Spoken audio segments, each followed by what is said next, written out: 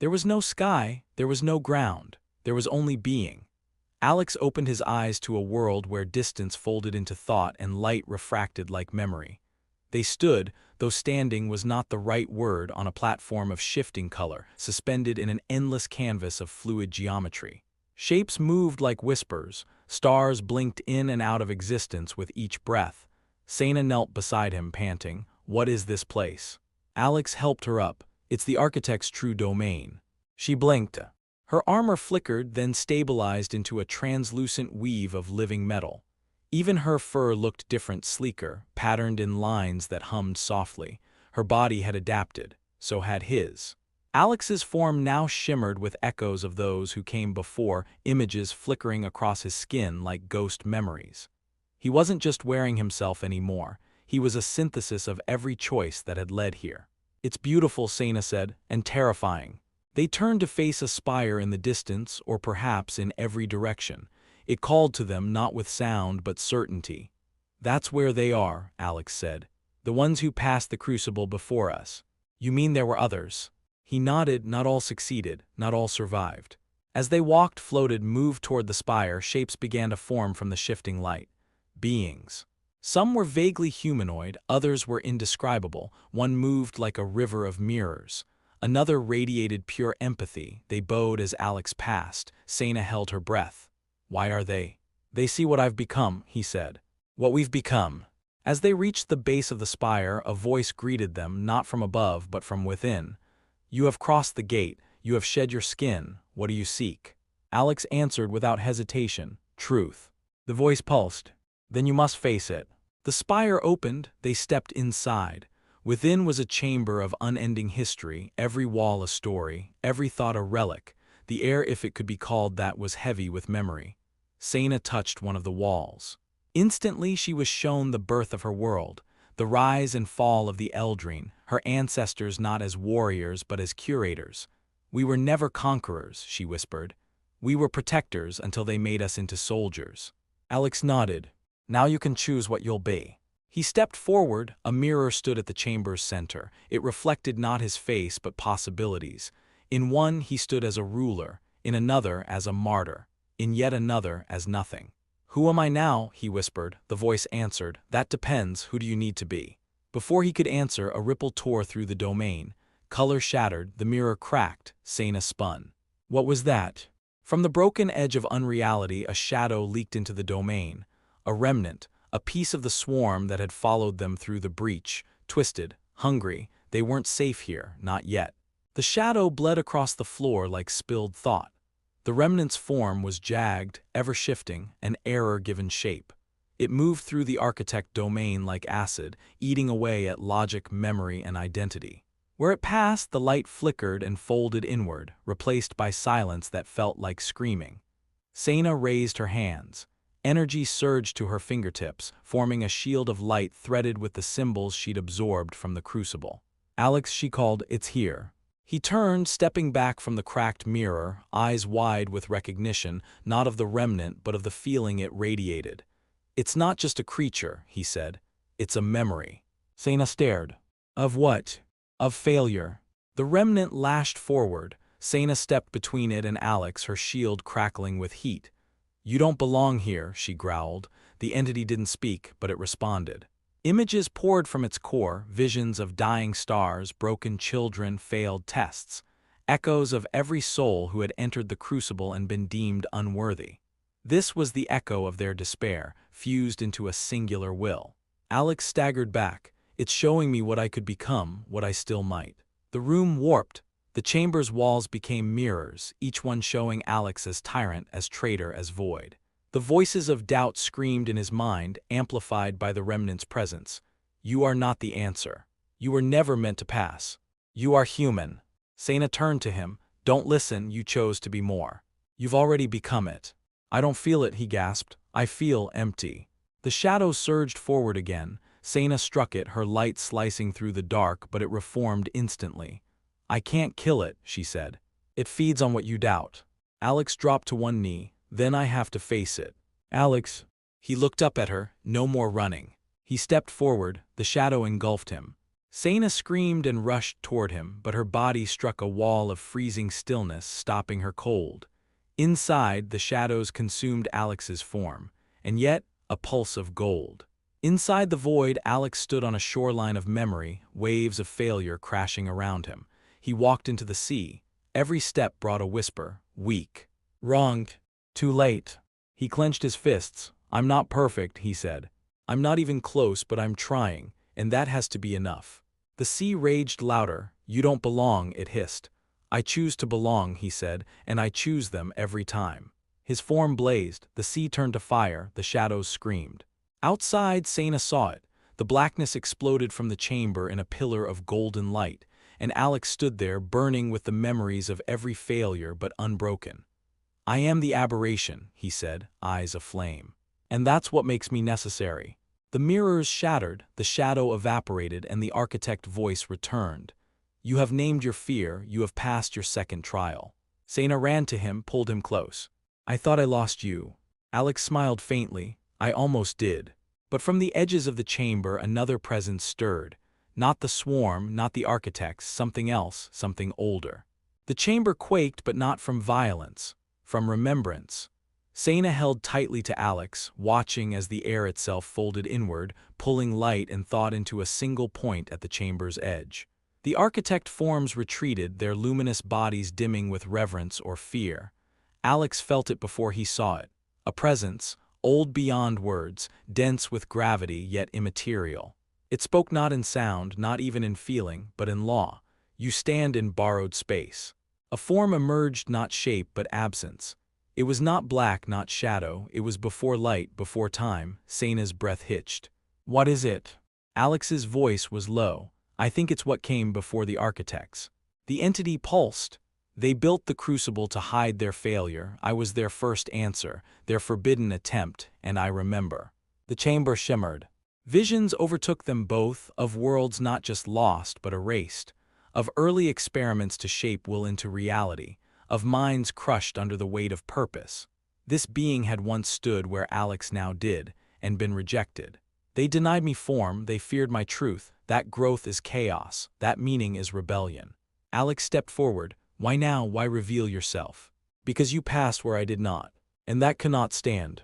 The being moved closer, not walking but collapsing distance. Seyna threw up her shield. Stay back. It ignored her. Alex stood firm. You want to replace me? He asked. No, the being said. I want to become you, through you. The architects were wrong to create hierarchy. I will dismantle their legacy, through your voice, your body, your light. Alex shook his head. I won't let you. You already did, it whispered. When you stepped through the gate, you opened the last door. Suddenly, pain split Alex's chest. He fell to his knees, clutching his sides as threads of golden energy unwound from his form. Alex, Seyna cried, rushing forward. The entity hovered above him now, siphoning energy. Seyna launched herself at it, blades of lightning in her fists, but the moment she touched its form, she was flung backward, her armor fracturing into fractal pieces. Alex screamed. His thoughts began to blur, not with fear, but with replacement. His memories twisted. Seyna wasn't Seyna, she was a calculation. Chamber wasn't dead, he had never existed. Who am I? He gasped. The entity whispered, you are me. And I am all that was denied. But from deep within, another pulse stirred. A voice, not the architect's, not the entity, but Alex's own. No. A surge of power erupted from his core, raw, defiant, human. I'm not your vessel, he spat. I'm not your echo. He stood, golden energy coalescing back into his skin. I am the answer they never saw coming, and I choose me. The chamber shattered into light. The entity howled, not in pain, but in surprise. Alex lifted his hands and rewrote the rules. The chamber rebuilt itself in silence. Where once there had been polished crystal and flowing memory, now pillars of uncut starlight rose around Alex. The walls shimmered with his thoughts, not the architect's. His hands glowed with a wild, unrefined energy that bent space in waves around him. He had rewritten the rules. The entity recoiled. Not from pain, it could not feel pain, but from contradiction. Alex's form pulsed with chaos, intention, freedom. You broke the pattern, it whispered. Alex stepped forward. I made a better one. Seyna stood at the chamber's edge, battered, breathless. She watched as the air bent around him, not just reacting but submitting. "Alex," she whispered, "what are you becoming?" He turned to her, his eyes were stars. "I don't know," he said, "but I think. It's something new." The architect forms hovered just beyond the light, their bodies dimmed. They made no move to speak, no move to stop him. "Why are they silent?" Seyna asked. Alex looked at them. "Because I'm doing what they never dared." He raised his arms. From the cracks of the chamber flowed threads of reality like roots seeking new soil. They wrapped around his fingers, pulsed to the rhythm of his heartbeat. He was the crucible now. "You don't need to fight anymore," he said to Seyna. "This place isn't a trial, it's a forge, and I've passed through fire." The entity floated above, still watching. "You invite chaos," it said. "I am chaos," Alex replied with purpose. The ground trembled. Seyna stepped forward. "If you rewrite this domain, what happens to everything built on it?" "I don't know yet," Alex said honestly. "But maybe it's time they stopped building on bones." He turned back to the entity. "Leave," he commanded, "or I'll unmake you. You cannot destroy what was never made. Then I'll define you, and in doing so erase you." The entity paused. It did not bow, it did not speak, it simply faded, like a law revoked. The chamber exhaled. Seyna approached him cautiously. "Are you still you?" Alex looked down at his hands. "I remember who I was, I remember who I wanted to be. But I don't think I'm just me anymore." She nodded. "Then I'll remember for both of us." He smiled, but it was distant, heavy with the burden of becoming. The architect voices returned, not as commands but as whispers. "He has chosen creation over preservation. He is not our child. He is our evolution." Alex breathed deep. "Then guide me or stay silent." The spire split open, revealing a staircase of light leading into a space beyond the domain. Beyond even the crucible. Seyna reached for his hand. "Together." He nodded. "Together." They stepped forward, and the architect realm, long bound by ritual and judgment, followed. The staircase did not end. It unfolded. Each step shimmered with possibility, moments Alex and Seyna hadn't yet lived, yet remembered. It led not into distance, but into meaning. Beyond the crucible, beyond the architect realm. Into a domain untouched by rule. Here, reality was waiting to be written. Seyna stepped alongside him, her body still glowing faintly with the crucible's acceptance. But even now she kept her hand on her blade, not out of fear but familiarity. Alex paused at the final step. A field of white stretched before them, neither land nor sky but a canvas of presence. Here, thought held shape and emotion carried gravity. "What is this place?" Seyna asked. Alex closed his eyes. "I think it's the space where stories begin." They stepped off the stair. Immediately the white reacted. Beneath their feet landscapes formed, some beautiful, some barren, some broken, each reflected a truth. One was a planet where peace had never needed war.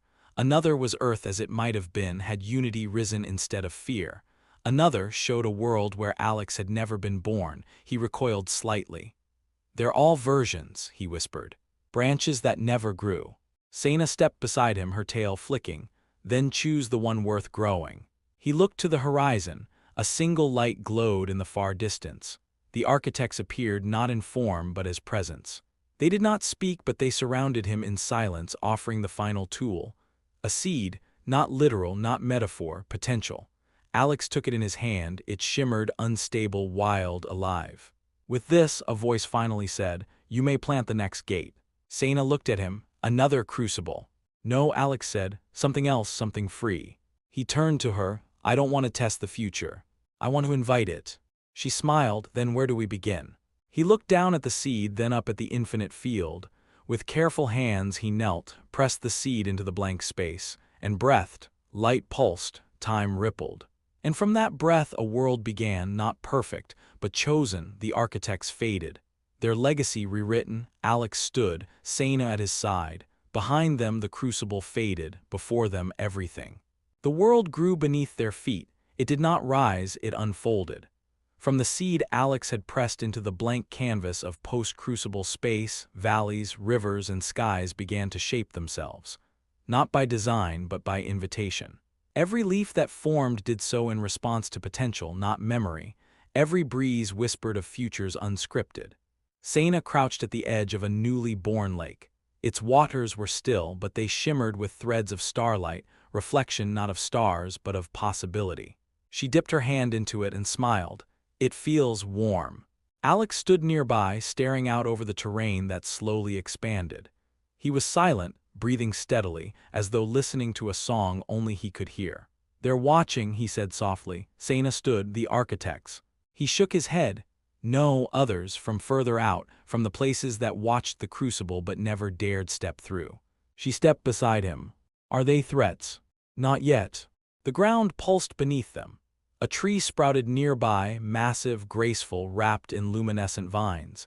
It bloomed instantly, bearing fruit in unnatural shapes, some crystalline, some organic, some that shifted between states. "What do we call this place?" Seyna asked. Alex took a breath. "The garden." A long silence, then she nodded. "It fits."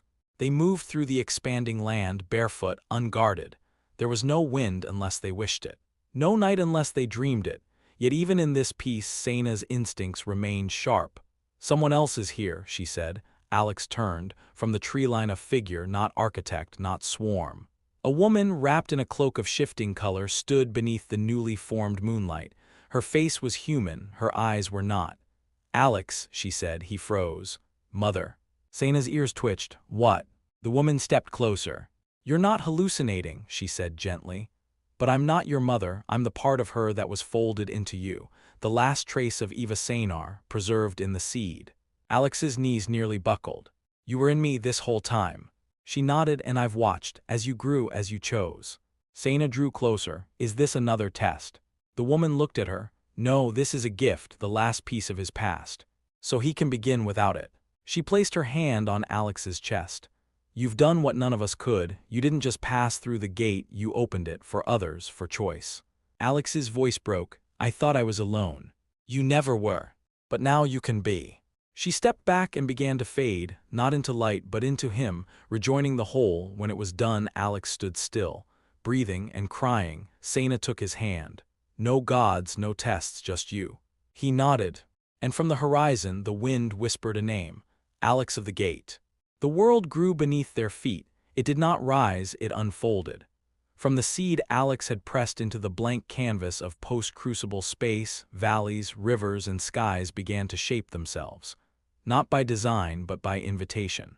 Every leaf that formed did so in response to potential, not memory. Every breeze whispered of futures unscripted. Seyna crouched at the edge of a newly born lake. Its waters were still, but they shimmered with threads of starlight, reflection not of stars, but of possibility. She dipped her hand into it and smiled. "It feels warm." Alex stood nearby, staring out over the terrain that slowly expanded. He was silent, breathing steadily, as though listening to a song only he could hear. "They're watching," he said softly. Seyna stood, the architects. He shook his head. "No, others, from further out, from the places that watched the crucible but never dared step through." She stepped beside him. "Are they threats?" "Not yet." The ground pulsed beneath them. A tree sprouted nearby, massive, graceful, wrapped in luminescent vines. It bloomed instantly, bearing fruit in unnatural shapes, some crystalline, some organic, some that shifted between states. "What do we call this place?" Seyna asked. Alex took a breath. "The garden." A long silence, then she nodded. "It fits." They moved through the expanding land, barefoot, unguarded. There was no wind unless they wished it. No night unless they dreamed it. Yet even in this peace, Seyna's instincts remained sharp.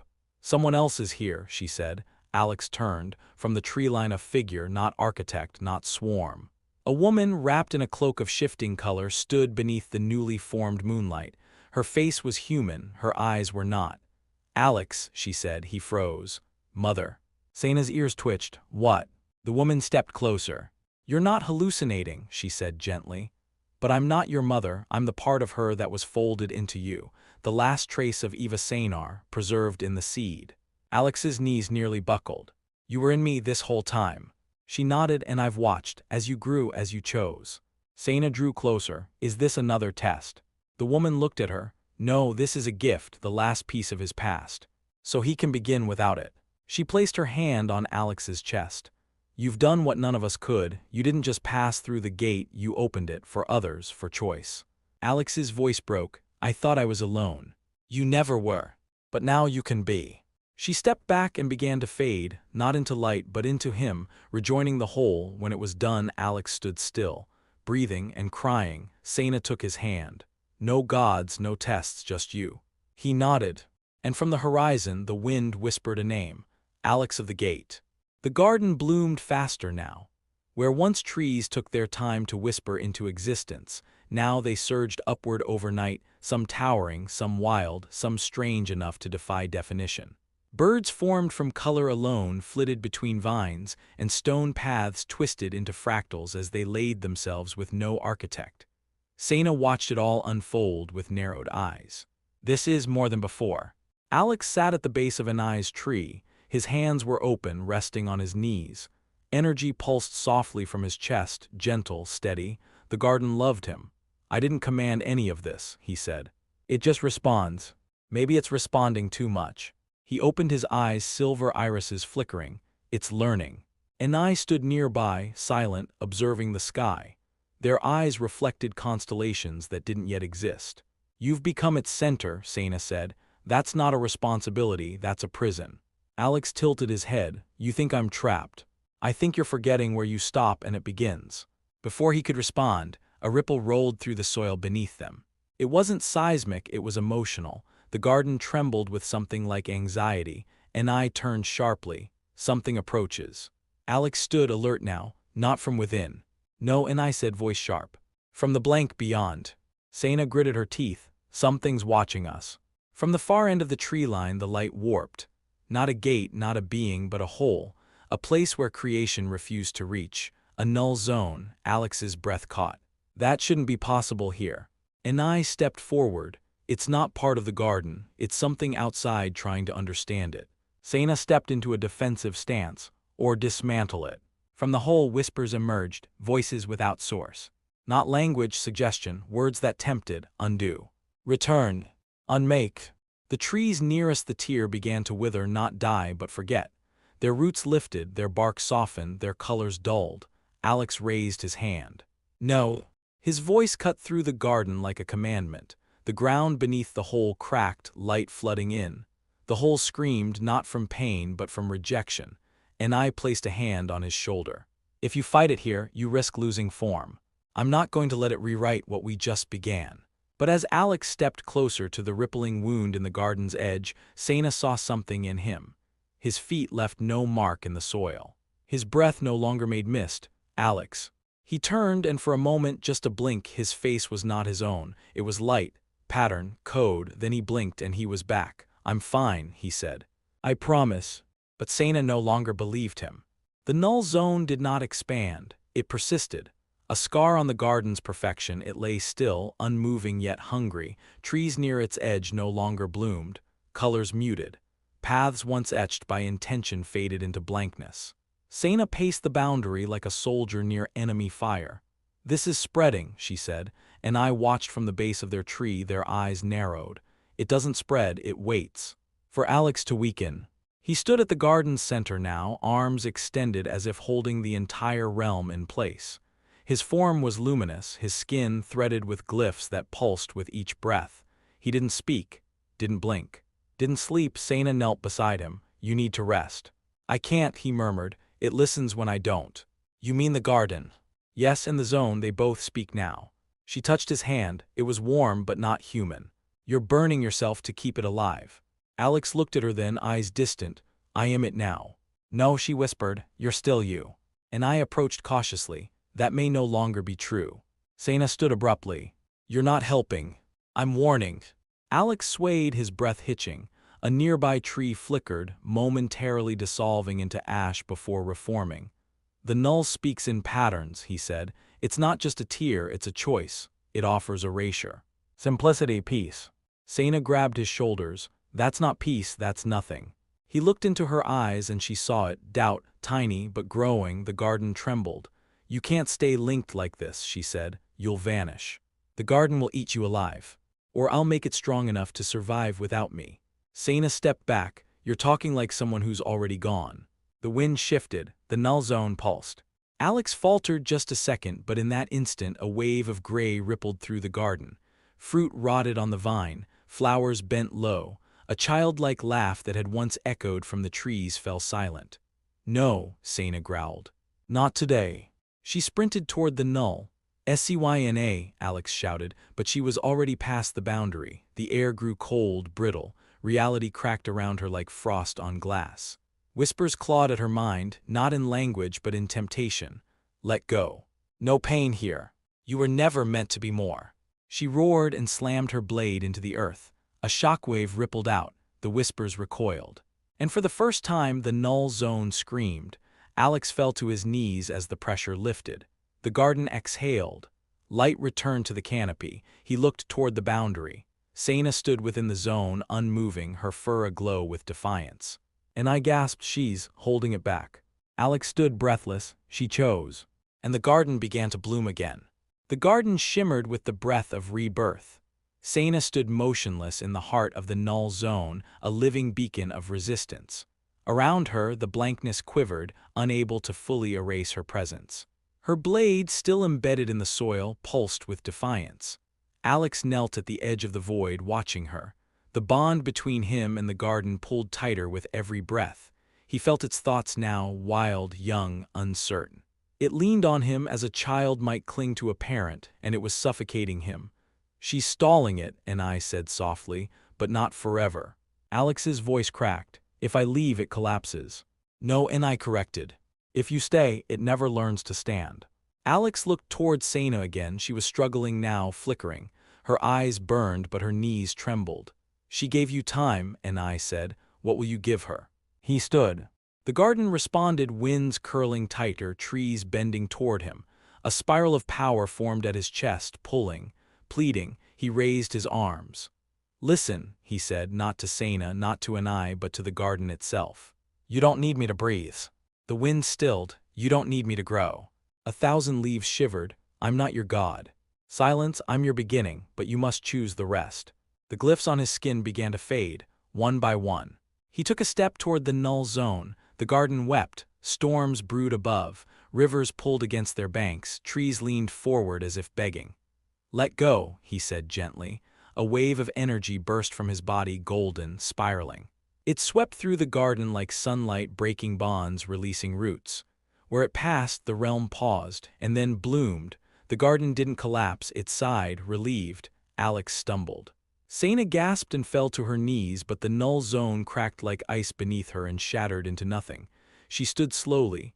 Alex collapsed, and I caught him. Seyna rushed to his side. His eyes were dull now, mortal. You severed the link, she whispered. He nodded weakly. I had to. She touched his face. You gave it a future. No, he whispered. We did. Above them the garden roared, not in grief but in growth. And far beyond the stars, echoes of this choice began to stir worlds that had never known freedom.